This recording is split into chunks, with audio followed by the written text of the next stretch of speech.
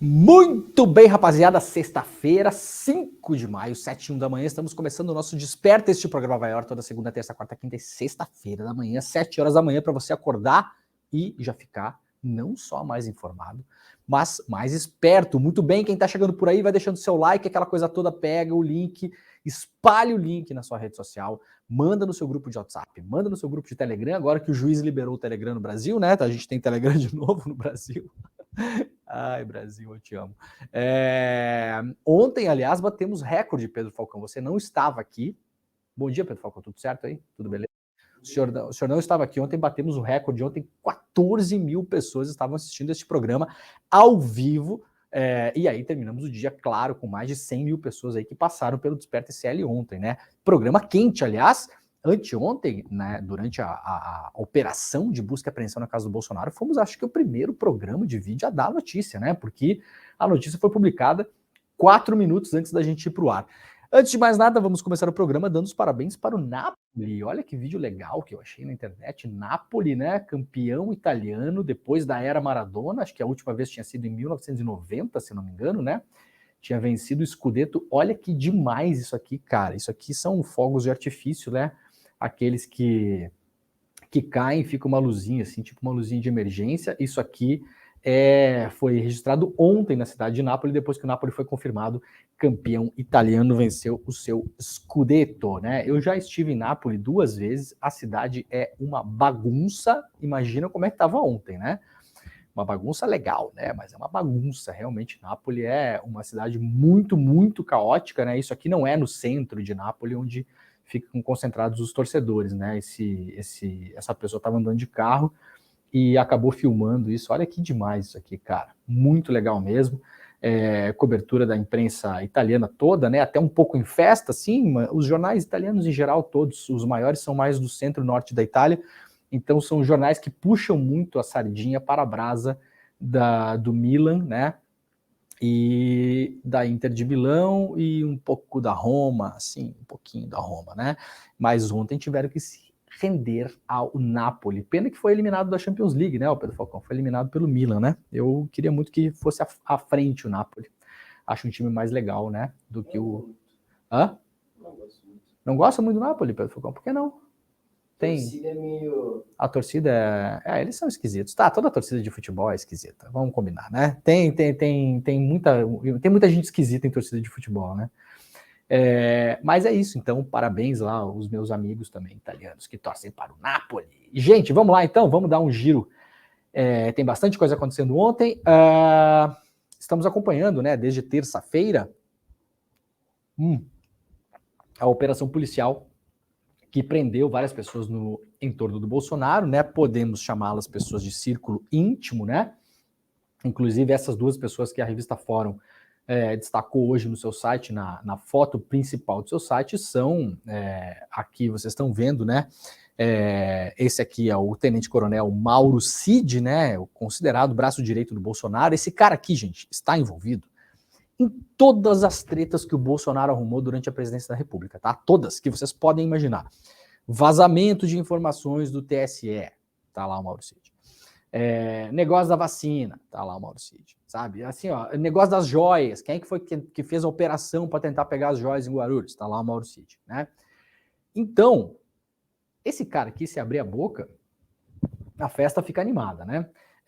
E o outro cidadão aqui, o Ailton Barros, também é um cara muito próximo do Bolsonaro, foi chamado pelo Bolsonaro, inclusive em um áudio que vazou ontem, de meu segundo irmão, né? Então são pessoas muito próximas do Bolsonaro, e aí ontem as coisas foram andando. No meio da tarde, a CNN Brasil, através da jornalista repórter Daniela Lima, né? Brilhante colega, aliás, né? Vocês sabem que aqui a gente critica quem tem que ser criticado e elogia quem tem que ser elogiado, né? CNN Brasil é criticável por vários motivos, algumas pessoas que trabalham lá também e outras pessoas que trabalham lá não, né? É o caso da Daniela Lima, né? Que é uma excelente profissional. Ela revelou ontem áudios que mostram que esses 2 caras aqui estavam na antessala da presidência da República tentando tramar um golpe de Estado. Obviamente não são só eles dois, né? Acho que as pessoas simplificam um pouco a história. É só dois caras conversando. Acho que a gente tem que cuidar para não passar paninho para tentativa de golpe de Estado aí, viu, pessoal? Em nome de teoria, em nome de tentar ser um pouco mais esperto que os outros, dá uma cuidada aí, senão quando vê, você está passando paninho para tentativa de golpe de Estado, né? A gente teve uma tentativa material de golpe de Estado no dia 8 de janeiro. As pessoas que foram invadir a Praça dos Três Poderes, elas não foram lá quebrar relógio e nem tomar banho em espelho d'água, né? Elas foram lá fazer alguma coisa que não era isso, tá? Então isso aí já está fartamente documentado, tem minuta na casa do Anderson Torres, o Bolsonaro falou publicamente 1 milhão de vezes, né, que não ia deixar o poder, que isso e que aquilo. Então assim, gente, vamos dar uma segurada na teoria da conspiração aí, às vezes, porque é bom, né? Vamos olhar o todo da democracia e ver o que está acontecendo. Se é uma tentativa de golpe de Estado atrapalhada, isso não é problema nosso, né? Se os caras são descuidados, se os caras são atrapalhados, se os caras são incompetentes, isso não é problema nosso. Aliás, graças a Deus, né? Que são um bando de trapalhões, né? E aí, ontem, então, a situação do tenente-coronel Mauro Cid Barbosa, como diz a revista Fórum aqui, está cada vez mais complicada. A Polícia Federal encontrou áudios no telefone celular do ex-ajudante de ordens de Jair Bolsonaro, enviado por outro auxiliar do ex-presidente, Ailton Barros, nos quais, nesses áudios, é tramado, né, é conversado sobre um golpe de Estado. Golpe de Estado clássico, tá, gente? A trama teria se desenrolado na antessala do gabinete da presidência da República, local em que Mauro Cid e Barros atuavam como ajudantes do ex-presidente. A revelação do material foi feita pela jornalista Daniela Lima, da CNN, ontem à tarde, portanto, como eu já falei antes. O teor das conversas divulgados é bombástico, diz aqui a revista Fórum. Nos áudios, Ailton fala que o golpe precisaria da participação do então comandante do Exército, Freire Gomes, e ou de Bolsonaro, e que o ministro do STF, Alexandre de Moraes, deveria ser preso. E aqui estão o teor dos áudios, né? Diz o Ailton, né? É o seguinte, entre hoje e amanhã, sexta-feira, tem que continuar pressionando Freire Gomes, que na época era o comandante do Exército, para que ele faça o que tem que fazer. Até amanhã à tarde, ele aderindo a essa ideia, né? Bem, ele faça um pronunciamento, então, se posicionando dessa maneira, para a defesa do povo brasileiro. Sempre é pela liberdade, pela família, essas pautas todas, né? E se ele não aderir, quem tem que fazer esse pronunciamento é o Bolsonaro, diz aqui o Ailton, né? Para levantar a moral da tropa, que você viu, né? Eu não preciso falar, está abalada em todo o Brasil. Ailton, não estava abalada, não. Eu estava bem feliz nesse momento que você estava mandando esse áudio aqui, tá? Se o senhor tivesse me consultado, o senhor ia ver que tinha muita gente bastante feliz com a derrota do Bolsonaro. Barros ressalta, então, a necessidade de Gomes ou Bolsonaro realizarem um pronunciamento, né? De preferência, o Gomes. E aí eles seguem falando, os áudios foram bastante explorados ontem, inclusive no N2, tá? Quem quiser pode voltar e assistir o ICL Notícias segunda edição, onde a Roberta leu todos os áudios ontem, todo o contexto, mas o contexto é o seguinte, esses dois caras estavam conversando, tinha ali um áudio do Ailton pro Cid, né? E aí, basicamente, estavam falando que tinha uma espécie de janela de oportunidade, né? Naquele momento, para evitar a posse do governo eleito, do governo Lula. Basicamente é isso que eles estavam tentando fazer.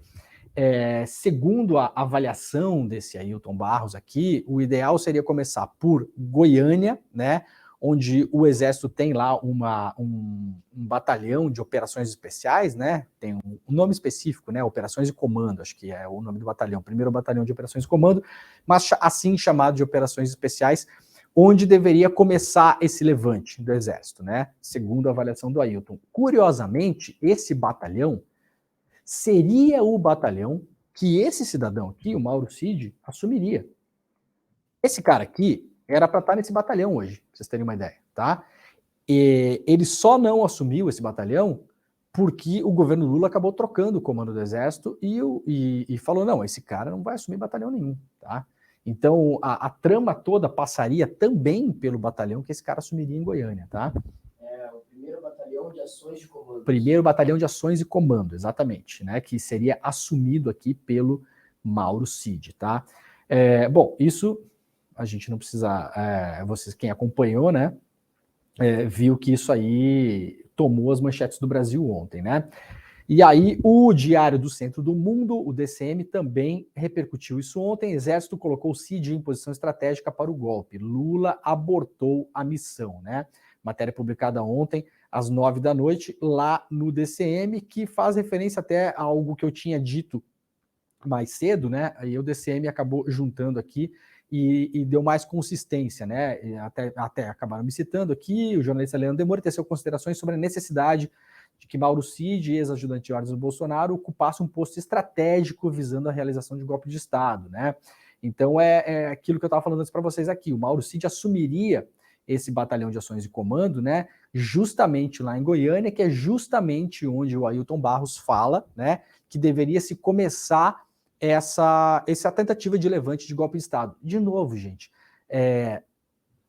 cabe pouco a gente avaliar se eles são os trapalhões. Sinceramente, a gente pode até avaliar isso para dar risada na cara deles. E dar graças a Deus, né? Agora, não dá para a gente olhar e falar assim, deixa eu ver essa tentativa de golpe aqui, não, é muito bem feita, eles são os intelectuais mesmo. Não, olha só, foi muito bem tramada, era tudo escondido, então essa sim, essa é a tentativa de golpe de Estado. Essa outra aqui, como eles são os trapalhões, né, e eles estão deixando rastro, imagina que eles deixariam rastros assim. Bom, deixaram, né? Deixaram, tá aí o rastro. Tá aí, tá comprovado, tava no celular do cara, né? Ai, mas ele deixou para ser pego. Nossa, então o cara deixou lá porque ele sabia que ia ter uma operação da Polícia Federal. Ai, calma lá, né? Se aparecer prova disso, a gente fala aqui. Senão vamos dar uma segurada no tchan, porque, né? Senão a gente tá passando pano para esses caras, bicho. Esses caras estão presos, acusados de fraudar o sistema do SUS para liberar carteirinha de vacinação para gente que não tinha tomado vacina. E aí, sabe quando tem uma goteira na laje da sua casa? Você olha e fala, é só uma goteira. Você sabe onde é que vai parar aquela goteira se você não fecha, né? Essa operação da Polícia Federal aqui abriu o furinho na laje. Vocês podem ter certeza que vem mais coisa. De onde saiu isso aqui? Vocês podem ter certeza que tem mais coisa para sair, tá? BBC News Brasil, como o celular de Bolsonaro apreendido pela PF no caso das vacinas pode ser usado em outras investigações, destaca aqui a Mariana Schreiber, repórter lá da BBC News Brasil em Brasília. A operação da PF realizada na quarta-feira contra Jair Bolsonaro e pessoas próximas a ele por suposta emissão de certificados falsos de vacinação contra a Covid-19, apreendeu o celular do ex-presidente e outros materiais para investigação, como pendrives na casa do Bolsonaro e de outras pessoas, tá? Bolsonaro negou qualquer ilegalidade, etc. e tal. A apreensão do celular levou questionamentos sobre se o material que será colhido após a perícia poderá ser usado em outros inquéritos contra Bolsonaro. Vamos lembrar que o Bolsonaro responde a dezenas de inquéritos, tá? Dezenas mesmo, tá? Entre TSE, STF, não é 10, tá? É mais. Se não me engano, são 16 no TSE e mais tantos outros no STF. Lembrando uma coisa importante, tá, gente? Os inquéritos sobre eventuais crimes de responsabilidade, eles caem, tá? Isso é uma coisa que a gente às vezes esquece. O Bolsonaro tinha lá vários crimes de responsabilidade que tinham sido identificados que ele poderia ter cometido, né? Alguns tinham sido, inclusive, estavam em investigação. Quando o Bolsonaro deixa de ser presidente, ele não responde mais pelos crimes de responsabilidade, tá? Os crimes que ele cometeu durante o mandato. Então, o que sobra, digamos assim, grosso modo, são os crimes ditos comuns, tá? Os que são olhados pela justiça, que podem ser olhados, tanto os crimes eleitorais, né, quanto os crimes que são cíveis ou criminais, que eventualmente estão no STF. Alguns deles podem permanecer lá, outros deles podem ter avaliação de que eles podem cair para primeiras instâncias em varas do Brasil, tá? Então, o Bolsonaro é um cara muito enrolado com a justiça. Tá? A gente tem aquela coisa de falar não vai dar nada. Eu não sei se não vai dar nada. Eu até acho que vai dar bastante coisa esse negócio aí. O Bolsonaro é um cara que já tem uma certa idade, né? E vai passar os próximos bons anos da vida enrolado com um monte de coisa. Isso aqui nem começou ainda, tá? Esse negócio nem começou. Vocês prestem atenção no que vai rolar nisso aqui, tá? A apreensão do celular, então, levou questionamento, né, se o ex-presidente enfrenta outras investigações, como no caso das joias recebidas pela Arábia Saudita e não declaradas à Receita Federal. Esse caso está em aberto, vamos lembrar, né, está em investigação esse caso. Quem é que é peça central nesse caso? Mauro Cid. Onde está Mauro Cid? Está preso. Onde está o celular de Mauro Cid? As coisas que foram pegas com Mauro Cid? Está em posse da Polícia Federal. né?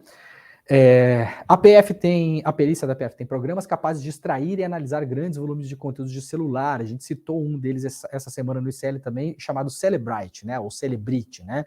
Ele é um tablet, assim, né? Um tablet. E aí a Polícia Federal tem, a Polícia Civil do Rio de Janeiro tem, até o Exército tem esse material, né?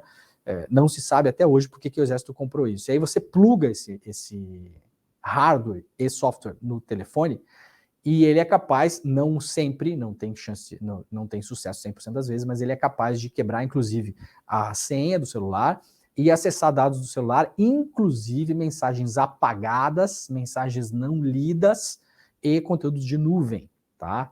Então, essa tecnologia já é, digamos assim, uma tecnologia de mercado da polícia brasileira. Segundo o advogado criminalista Celso Vilar, de um advogado ouvido aqui pela BBC News Brasil da FGV, é perfeitamente possível usar eventuais provas colhidas em uma investigação para outras apurações em curso, né? Então isso é bem claro, assim, você pega alguém, né? Se você pegar alguém no trânsito, por exemplo, fazer um outro exemplo, né? A pessoa está dirigindo e um policial suspeita que você está embriagado, tá? Pegou você no trânsito sob suspeita de embriaguez ao volante, mas se você tiver uma arma ilegal no porta-luvas, bau, né, meu filho? Né? O policial não vai olhar e falar, não, estou lhe parando somente por suspeita que você está bêbado, né? Então, funciona mais ou menos assim, tá, gente? Vai lá, as pessoas acabaram entrando numa investigação agora por um motivo A, mas, eventualmente, agora pode-se investigar o motivo B, C, D, E, né? E nisso abrem-se novos inquéritos, se necessário, ou se não, você pode apensar essas provas, essas evidências colhidas em inquéritos que já estão abertos, por exemplo, inquérito que o Bolsonaro responde dos atos antidemocráticos, né? Esse material aqui, que a gente está falando, sobre mais uma conversa, né, a milésima evidência de uma tentativa de evitar que o Lula tomasse posse, é disso que está se falando, pode ser agora encaminhado, compartilhado com o STF no caso dos inquéritos dos atos antidemocráticos, que aliás já tem, se eu não me engano, na minha conta, 500 pessoas já viraram réus desse processo e até o final dessa semana, início da outra, estamos aí aguardando talvez mais 200 ou 50 pessoas. Então, possivelmente a gente chega na semana que vem, segunda ou terça-feira, com 700 ou 750 réus na tentativa de golpe de Estado do 8 de janeiro, tá? Eventualmente, esse material pode ser compartilhado com o STF para aquele inquérito, beleza? Vamos lá então, vamos ver o que tem aqui hoje na capa da Folha de São Paulo. A principal manchete da Folha, como não poderia deixar de ser, né? Defesa de Bolsonaro espera confissão de Cid e busca desvincular ex-presidente da fraude. Aliado do ex-presidente avaliam que tenente-coronel terá que reconhecer a adulteração. Advogado diz que trama da PF vai ruir. O que é que estão tentando fazer? Isso é uma coisa que já desde ontem as conversas dos bastidores vêm caminhando para isso, né? O senhor Mauro Cid eventualmente vai assumir a bucha desse negócio, tá? Será que vai? Não sabemos, né? Como eu comentei ontem, na primeira semana que tá preso, todo mundo acha que aguenta, né? Então a defesa do Bolsonaro parece que caminha para esse caminho de imaginar que o Cid assuma esse negócio, diga que esse negócio todo, tanto da fraude das vacinas, da carteira de vacinação, quanto eventualmente dessa outra conversa sobre um desejo de uma tentativa de um levante do exército em relação ao golpe de Estado, a expectativa da defesa do Bolsonaro é que o Cid fala, não, isso aqui era tudo uma coisa minha e o Bolsonaro não sabia de nada. É difícil você manter essa tese, mas ao mesmo tempo, o que falou a Heloísa Vilela ontem, do N2, aqui no ICL, para a gente colocar o Bolsonaro dentro desse negócio todo, vai ter que ter prova, né? E é nisso que a Polícia Federal está focando agora. No caso das vacinas é mais fácil porque ele foi beneficiário direto, né? É assim, você aparece uma carteira de vacinação na sua mão que diz que você tomou 2 doses de vacina e você não tomou. Como assim? Né? Então fica difícil o Bolsonaro falando não sabia. Né? Como não sabia, senhor? O senhor está usando essa carteira como, então, se o senhor não tomou vacina? Né? E vamos lembrar que o Bolsonaro falou ontem e anteontem 2 vezes que não tomou. Mais uma vez. Então, se descobrir que tem um cartão de vacinação no nome dele, que foi usado por ele, eventualmente, por exemplo, para entrar nos Estados Unidos. Acabou a conversa. Acabou a conversa nesse negócio da vacina. Não tem mais o que falar, né?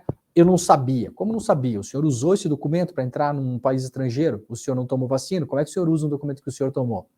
Então você é beneficiado direto desse negócio, né? Uma grande fraude.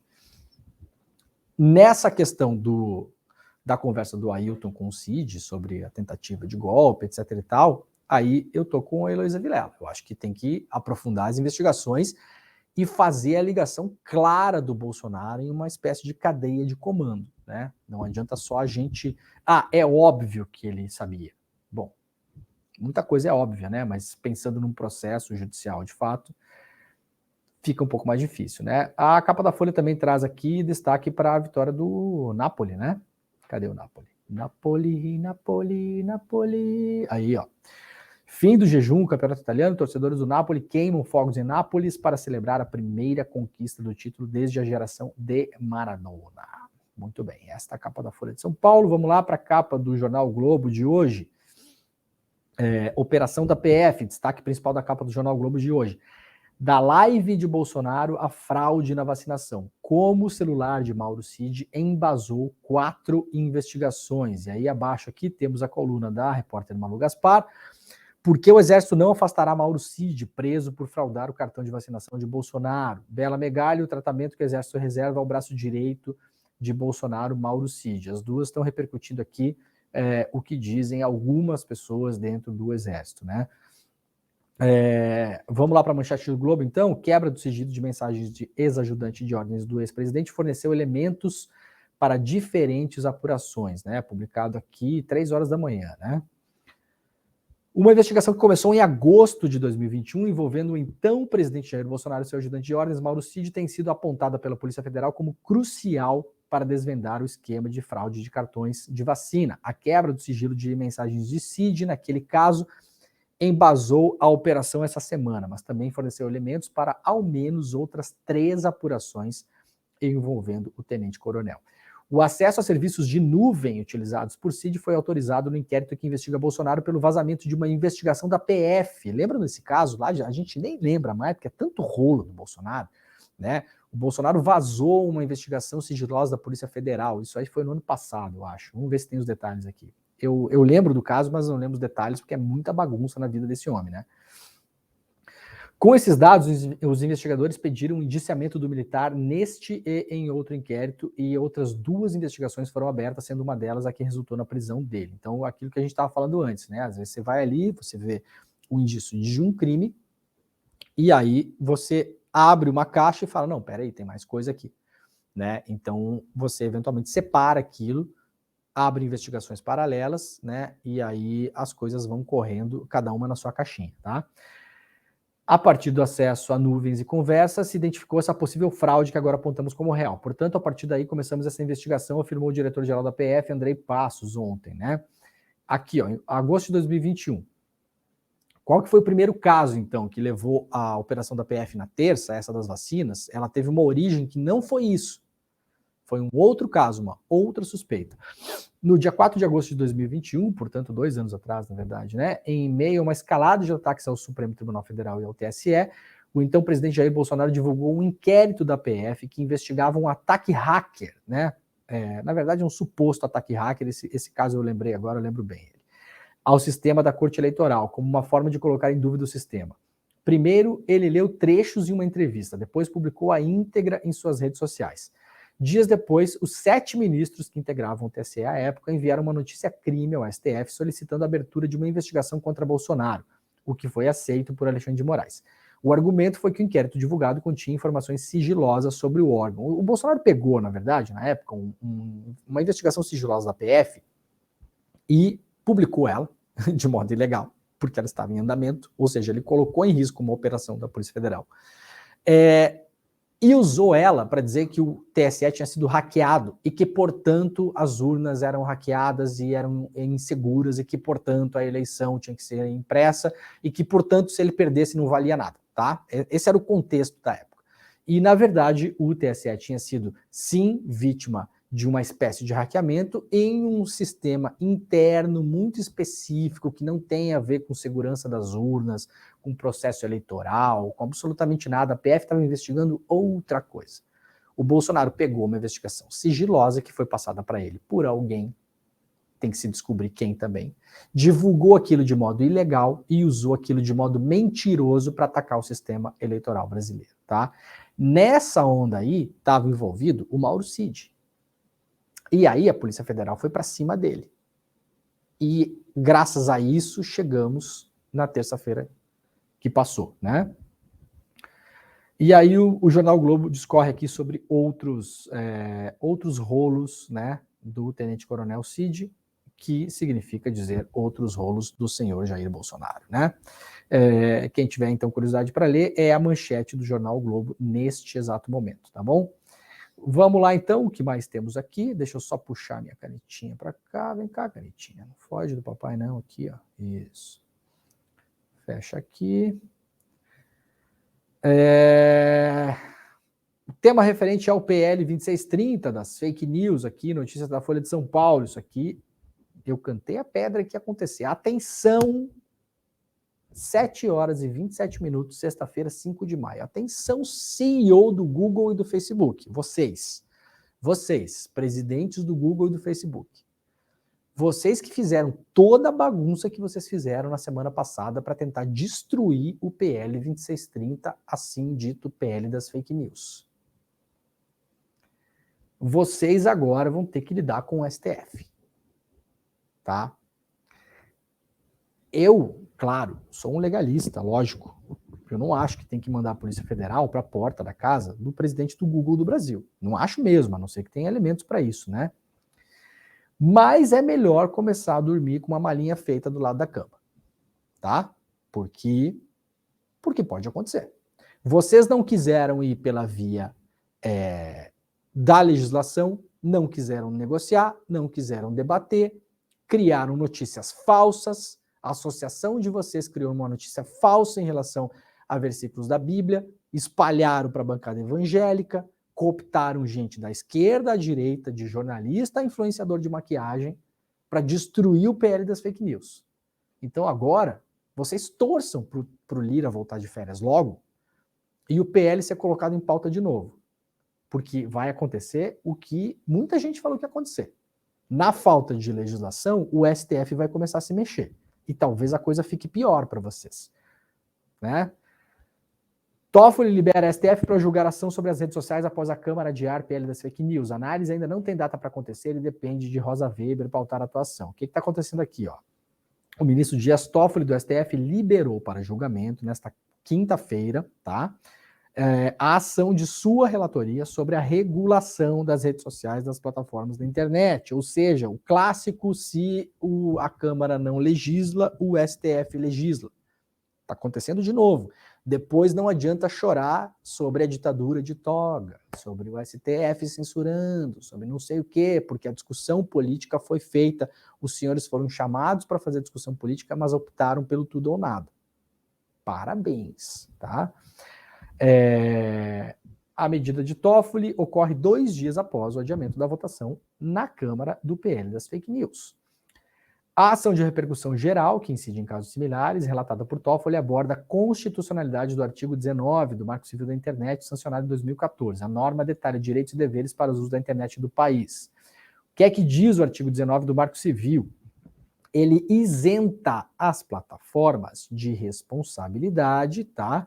Tá aqui, ó, para quem tá vendo o programa. Vamos levantar um pouquinho, né, o Pedro Falcão? Tô com preguiça hoje, cadê? Aqui, ó, o artigo 19 do Marco Civil isenta as plataformas, ó, peguei até a ferramenta errada aqui, isenta as plataformas de responsabilidade por danos gerados pelo conteúdo de terceiros, tá? E isso aqui é justamente a espinha, o dorso da discussão do PL 2630. As plataformas têm ou não responsabilidade por conteúdos postados pelas pessoas. O artigo 19 do Marco Civil diz não, a não ser que se recusem a tomar medidas depois que a justiça decide que tem que tomar medidas, tá? Então, neste caso, está explicado aqui, ó, as plataformas só estão sujeitas a pagar indenização ou sofrer algum tipo de punição, por exemplo, se não atenderem uma ordem judicial de remoção. Tá? Então, assim como estamos hoje, você pode fazer o que você quiser no Facebook. O Facebook não será responsável por absolutamente nada, a não ser que exista uma decisão judicial para a remoção de conteúdo. Qual é o problema disso? A justiça não dá conta. Óbvio que não dá conta. Vocês acham que o sistema judicial brasileiro dá conta de ficar olhando o que está sendo postado nas redes sociais? Óbvio que não. É impossível. Então, alguns casos dá conta, muitas vezes tardiamente. O caso que aconteceu em Blumenau, na escola em Blumenau, aquele massacre, boa parte dele foi planejado e divulgado e instigado no Twitter. Aberto, no Twitter. Não é na Deep Web, não é num lugar que a sua avó não sabe onde é. É no Twitter. Tá? Aconteceu alguma coisa com o Twitter? Nada. Absolutamente nada. Não teve tempo de alguém olhar aquilo e judicializar aquele caso. O PL 2630 tenta reorganizar esse negócio. Colocar as plataformas mais no centro do debate. Falar que elas têm um dever, sim, de observar essas ondas acontecendo dentro do produto delas, da empresa delas, do negócio delas. É como se você fosse dono de um bar e começar uma briga dentro do bar. Você tem obrigação, você, dono do bar, de organizar o negócio, tem que ter segurança no bar. Ah, tá acontecendo uma briga, mas assim, eu não tenho nada a ver com isso. Quem tá brigando é uns dois caras lá no canto. Eu sou só o dono do bar. Não, meu filho. Você tem que olhar aquilo lá. Você tem que ter segurança. Você tem que proteger as outras pessoas que estão ali, que não tem nada a ver com a briga. Você tem que proteger, inclusive, as pessoas que estão brigando, né? Porque é assim que funciona, inclusive, né? Então, agora, com esse PL parado, o STF decidiu começar a se mexer. O PL das fake news, aprovado em junho de 2020 no Senado, propõe a mudança dessas regras, tá dizendo aqui a Folha, né? Então, veremos o que acontece nas próximas semanas. Arthur Lira está de férias. Está de férias? Não, acho que foi viajar para alguma missão, alguma coisa assim, não sei. E esse assunto na Câmara só retoma quando ele voltar. Notícia importante aqui, ó, governo envia ao Congresso projeto de lei com política para reajuste do salário mínimo. Proposta prevê que cálculo para o reajuste leva em consideração INPC e crescimento do PIB, né? Tá propondo aqui então uma mudança de fórmula. Se aprovada, a medida passa a valer a partir de 2024. O governo enviou ao Congresso Nacional o projeto de lei com uma nova política para a valorização do salário mínimo. A informação consta do Diário Oficial da União, que foi publicado na madrugada dessa sexta-feira. O texto ainda não foi divulgado na íntegra. De acordo com o Ministério do Trabalho, o projeto prevê um cálculo de reajuste do salário mínimo que leva em consideração o Índice Nacional de Preços ao Consumidor, chamado INPC, e também o crescimento do PIB. A pasta informou que o cálculo será da seguinte forma. Pega o INPC de 12 meses, né, que é um índice de inflação, né, encerrado em novembro do ano anterior, e soma o PIB consolidado do segundo ano anterior ao reajuste. Tá? Então, é uma nova proposta de fórmula, o que, em tese, vai aumentar o reajuste, né, do salário mínimo. Esse índice verifica o custo de vida médio das famílias com renda de 1 a 5 salários mínimos, o INPC. Tá? Então, ele pega, para vocês terem uma ideia, esse INPC, a gente tem vários índices de calcular a inflação no Brasil, tá, gente? Não é um só, né? Tem vários, tanto é que quem paga aluguel sabe, aí, acho que ano passado, não, 2 anos atrás, quem pagava aluguel e tinha o aluguel atrelado a um índice específico, eu acho que era o IGPM, não lembro muito bem, fala nos comentários aí quem paga aluguel, quem lembra que estourou o aluguel, aumentou, sei lá, 20% o aluguel, e era um índice que nunca mudava muito, aí de uma hora para outra, pum, explodiu, muita gente teve que renegociar aluguel, né?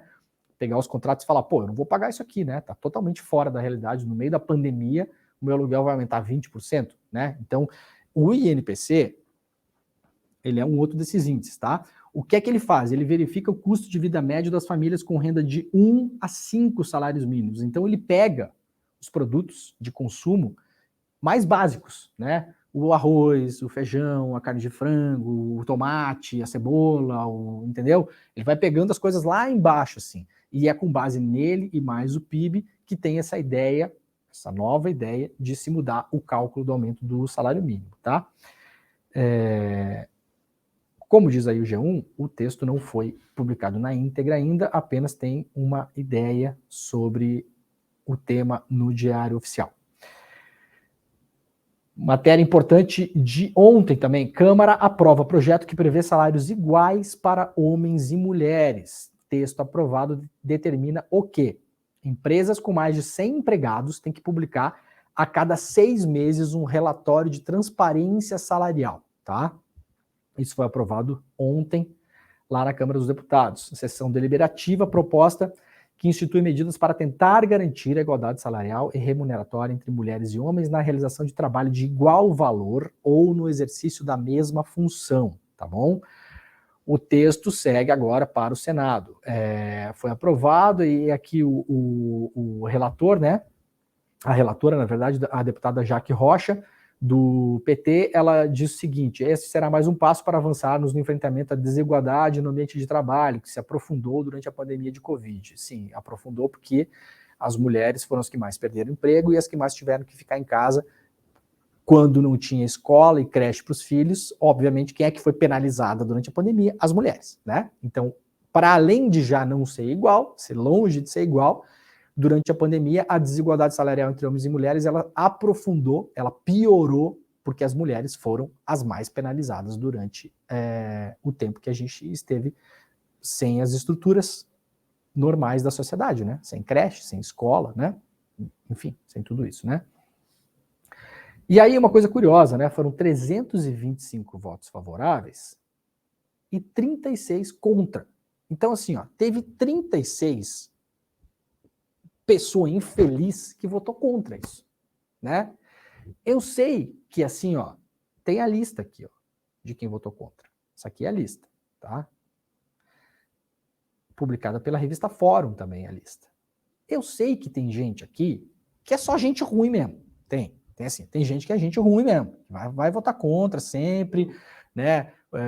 Sei lá, eu, Bibo Nunes, Capitão X, Carla Zambelli, Carlos Jordi, Caroline Detone, sei lá, é gente que tudo que o PT fizer de proposta vai votar contra. Normal. Impressão minha, tem mulher votando contra? Ah, tem muita mulher votando contra, sim, sim. Olha só, mulheres que são contra que as mulheres ganhem igual aos homens, tá? Anne Ortiz, do Cidadania, Bia Kicis, a Carla Zambelli, a Caroline Detone, Cristo Nieto, Dani Cunha, né? Tá aí o doutor Deltan Dallagnol votando contra, né? O senhor lá, Eduardo Bolsonaro, votando contra, né? Então, assim, mas tem gente que tenta racionalizar esse negócio, né? Principalmente os liberais, né? Não, o Estado não pode se meter nessas coisas. Não pode, o mercado tem que ajustar isso. O Estado não pode fazer isso. O mercado, a gente está vendo que tem ajustado bastante o mercado, né? Então, aqui a revista Fórum traz aqui, né, a lista dos deputados que votaram contra. Então, está publicado para vocês lembrarem. Assim, você mulher que vota na direita, você tem que saber que a Júlia Zanatta, aquela deputada que usa uma coroa de flor na cabeça, né? Ela não quer que você ganhe igual o homem que faz a mesma função na empresa onde você trabalha. Eu voto contra isso, tá? Eu tô contra. Você pode ir lá perguntar o motivo para ela, né? Ela pode até ter alguma sacada intelectual para tentar enrolar você. Fato é que votou contra, tá? Votou contra o projeto. Kim Kataguiri, né? Quem mais? Marcel Van Hatten, né? O pessoalzinho do Novo, né? Tá sempre ali. Maurício Macron, aquele deputado gaúcho que falou que o pessoal do Sul era mais evoluído que o pessoal do Nordeste, né? Lembram disso? Maurício do vôlei, né? Maurício do vôlei. Lembra do Maurício do vôlei? Pois é, foi eleito, para quem não sabe, tá aí votando contra você, mulher, né? Rosângela Moro, né? A mulher do senhor Moro votou contra, né? Então tá toda a galera, Ricardo Salles aqui, né? O homem da madeira, né? Que gosta muito de mandar madeira para fora do Brasil, né? O senhor Luiz Felipe de Orleans em Bragança, o herdeiro sem trono do maior império escravocrata da história da humanidade, sabia, Pedro Falcão?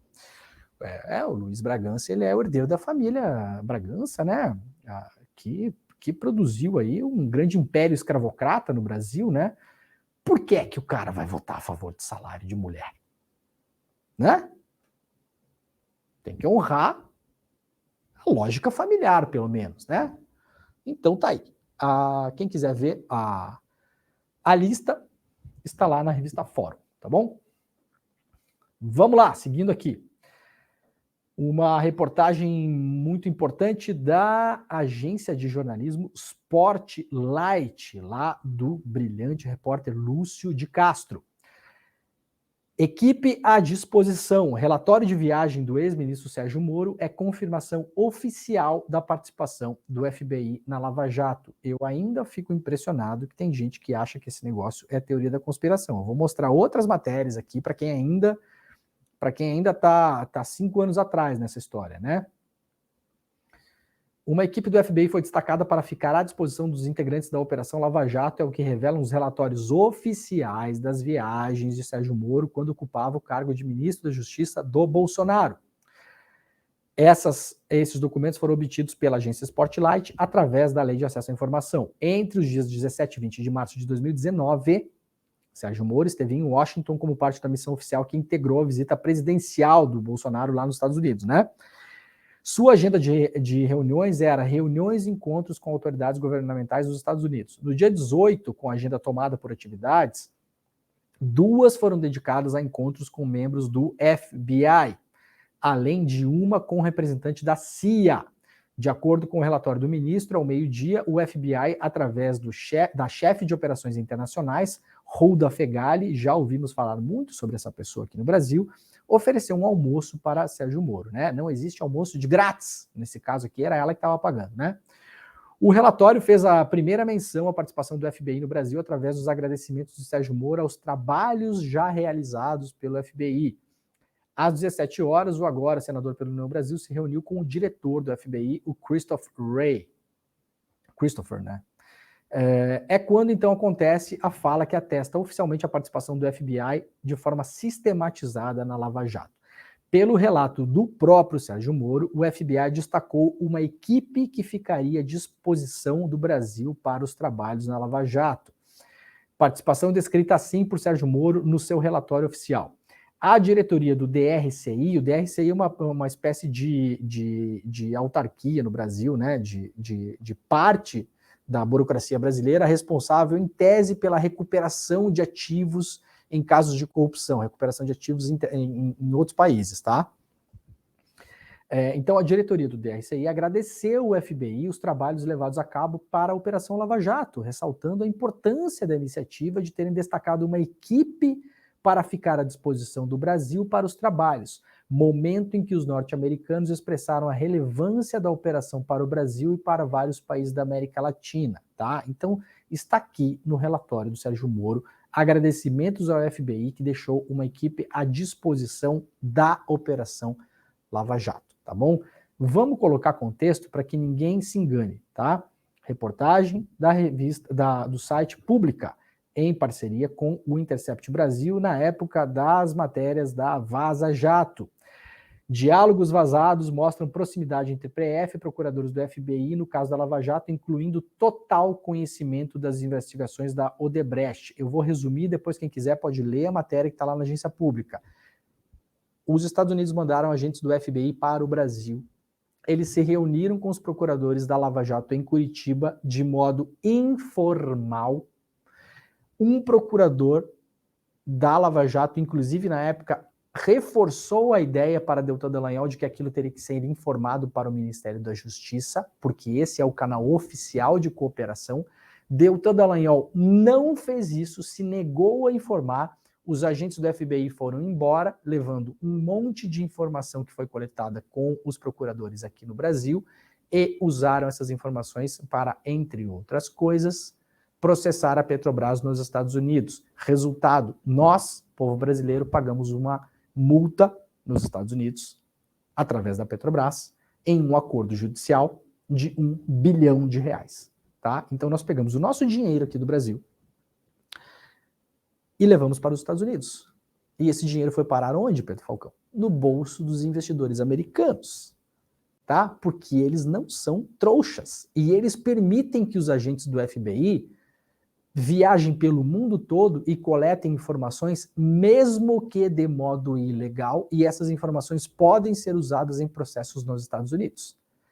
E aqui o Deltan Dallagnol abriu as portas da procuradoria, falou um monte de coisa para os caras, entregou documentação e os caras foram embora e deram um passa-perna no Brasil, tá? Então, parabéns, Deltan, parabéns, vocês conseguiram, parabéns, Sérgio Moro, tá? Isso está documentado.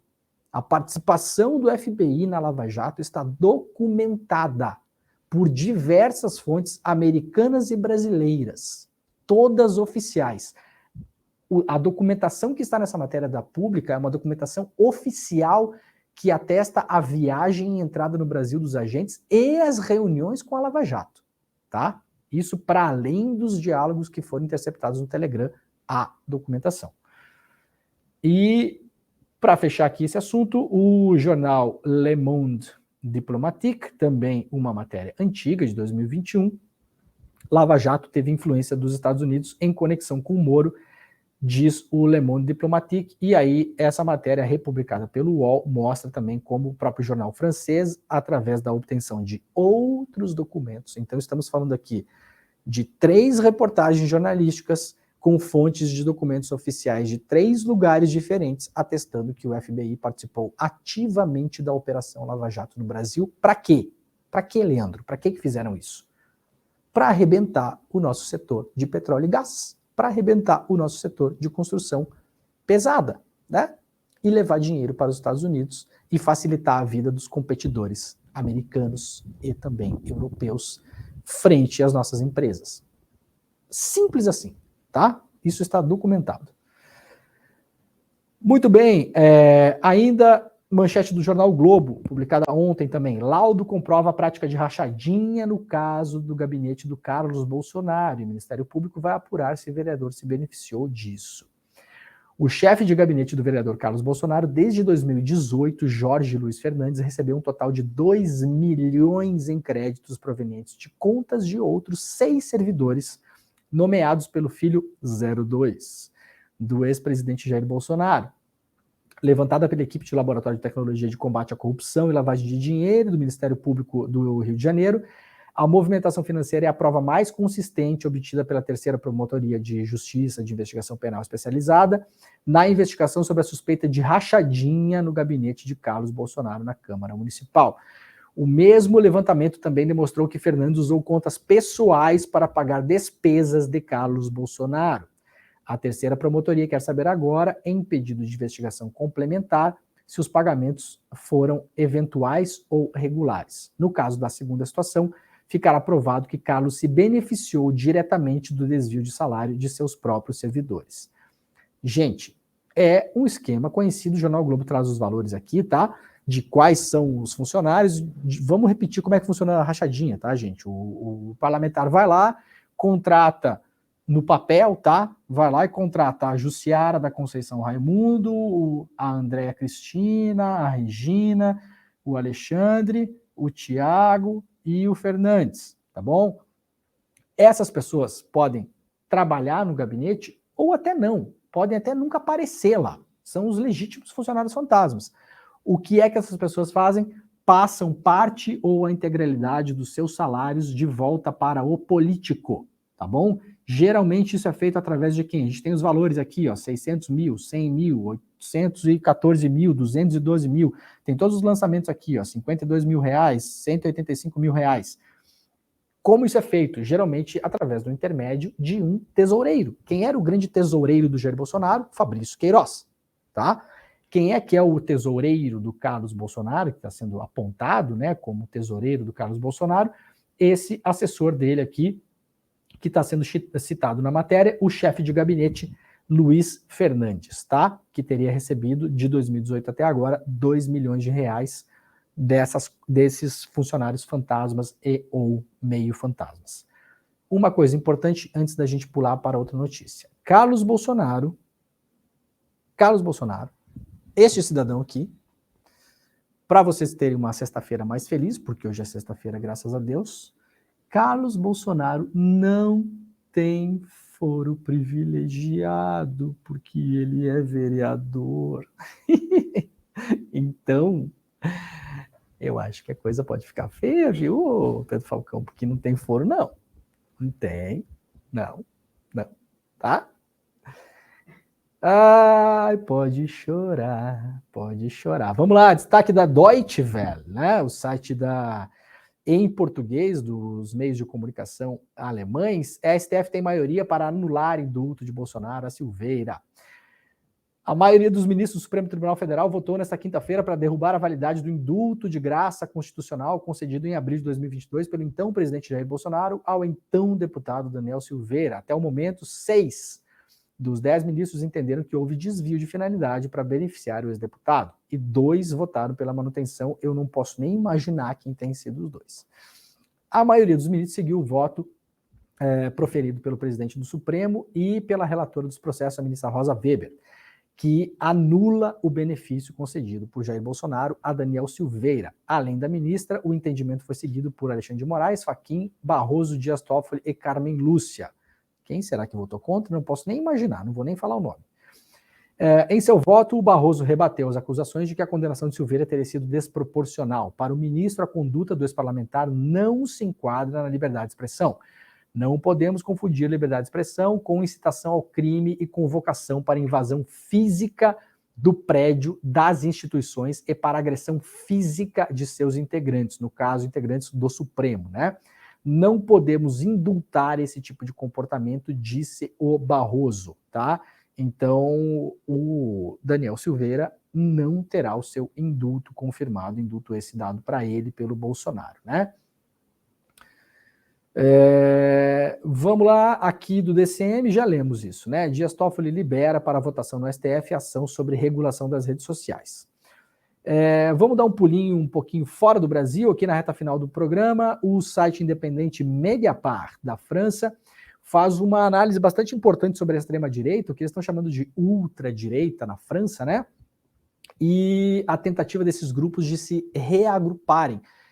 Pouco que está acontecendo no Brasil, tá? Não só no Brasil, também em outros países. A extrema-direita acabou tendo uma proeminência nos últimos anos, conseguiu vitórias eleitorais, inclusive importantes, né? Conseguiu bagunçar a sociedade em vários países do mundo, mas com as derrotas que aconteceram, principalmente nos Estados Unidos e no Brasil, ela ficou fragmentada, principalmente em termos de narrativa pública. Vocês veem que a extrema-direita no Brasil, cada dia está caçando um assunto para conversar, né? Bota peruca, tira peruca, né? Mente sobre a Bíblia, vai para cima do projeto do PL das fake news, cada pouco está catando uma conversa. E o Mediapart faz uma análise bem interessante sobre isso, mostrando que essas pessoas estão tentando se reagrupar, e um dia importante para isso, na análise deles, é o dia 6 de maio, portanto amanhã, que é quando se espera eventualmente alguns protestos, inclusive violentos, por parte da ultradireita francesa, porque é uma data, digamos assim, tradicional de encontro da ultradireita na França.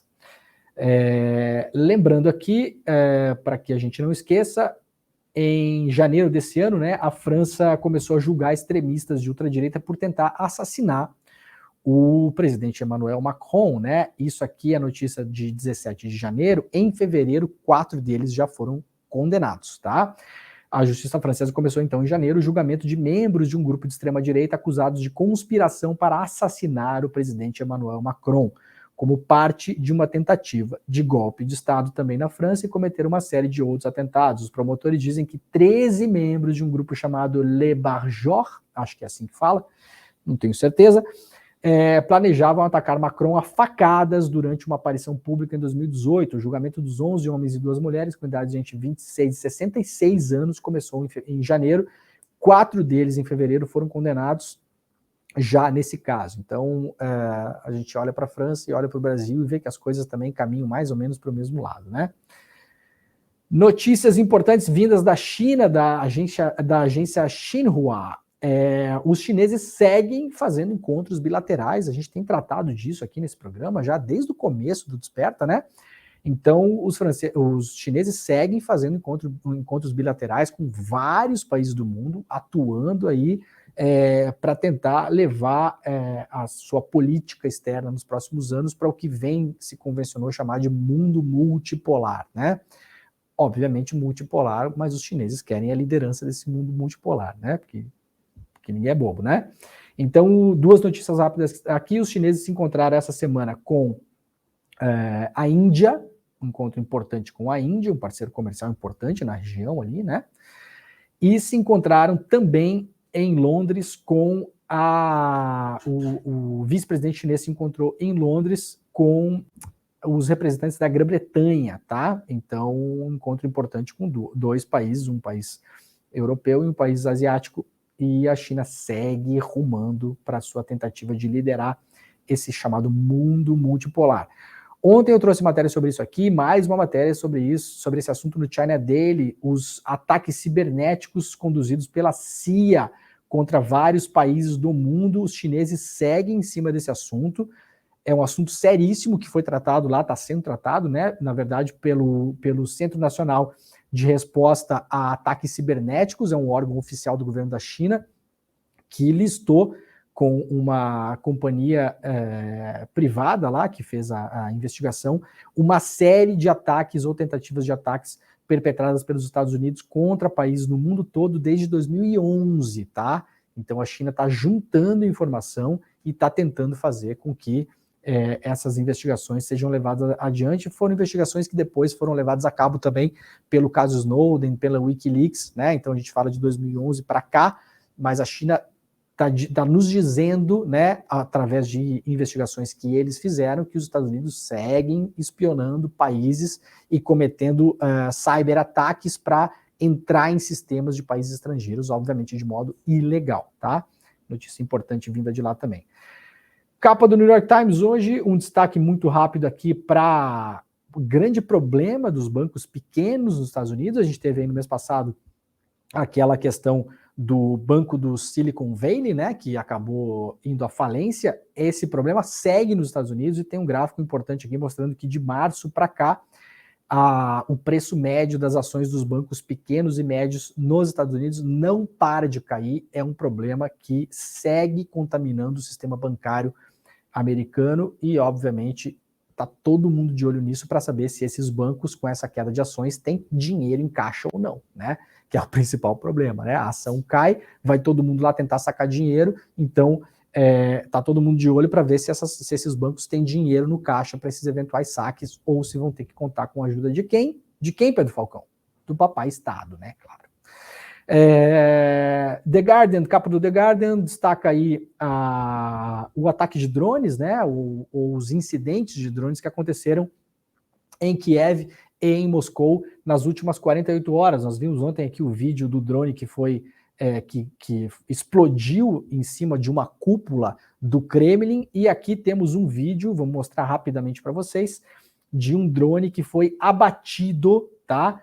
Lá na Ucrânia, tá? Esse drone aparentemente era um drone usado pelo exército ucraniano que perdeu o contato e que estava sobrevoando de modo ilegal ou perigoso as cidades ucranianas, mais especificamente aqui Kiev. Vocês podem ver na imagem que esse drone foi abatido pelas próprias forças ucranianas. Aí ele está sobrevoando a cidade, tem vários tiros que tentam acertar ele e finalmente um acaba destruindo esse drone e esse drone vai por terra, tá? Então, obviamente, os países fazem acusações mútuas sobre esses ataques a drones.